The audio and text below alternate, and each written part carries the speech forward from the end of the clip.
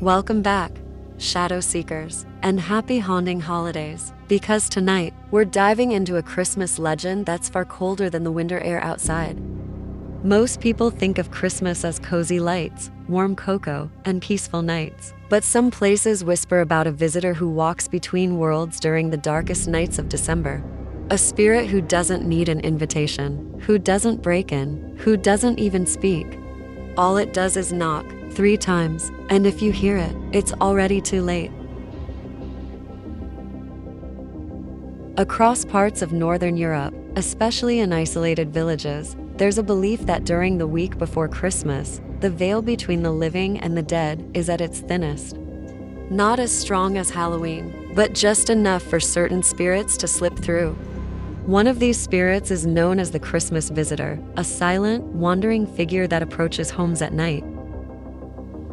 People describe it as tall, thin, bundled in old, tattered winter clothes. Its face is hidden beneath a hood or scarf, and its footsteps make no sound. The only way you know it's there is the knocking. 3 slow, deliberate knocks, never more, never less.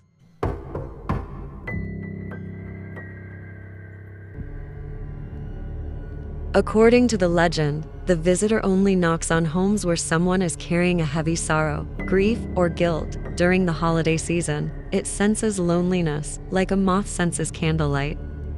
But why does it visit? That part depends on who you ask.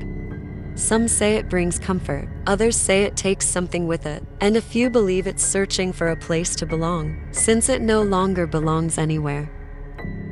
A woman named Helena lived alone after losing her husband earlier that year. Christmas was a painful reminder of what she no longer had.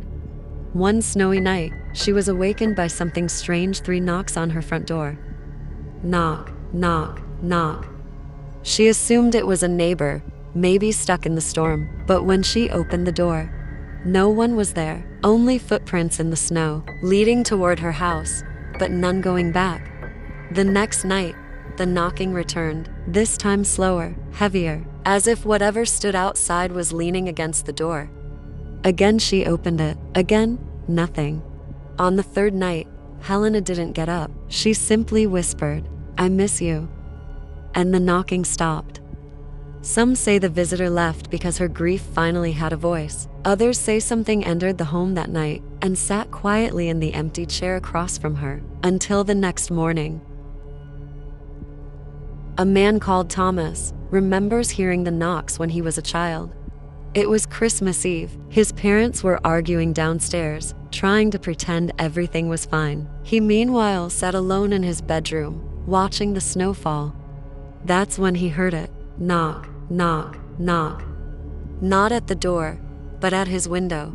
Terrified, he hid under the covers, but curiosity eventually made him peek out. Standing outside, half buried in the snow, was a tall figure in a hooded coat, slowly raising a hand to knock again.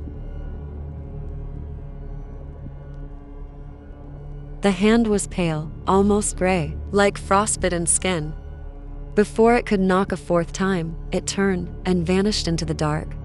Thomas never told anyone, but he swears that whatever he saw that night wasn't human, and that it wasn't trying to get into his house.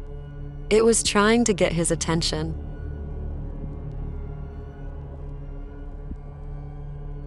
So why does the Christmas visitor knock only 3 times?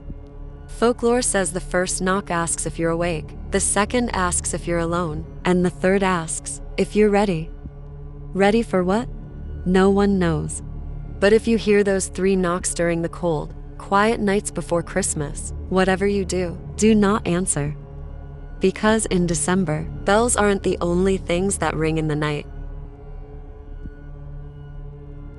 If you enjoyed tonight's chilling holiday story, make sure to like, subscribe, and ring the bell if you dare. And remember, some knocks aren't meant to be answered, especially at Christmas.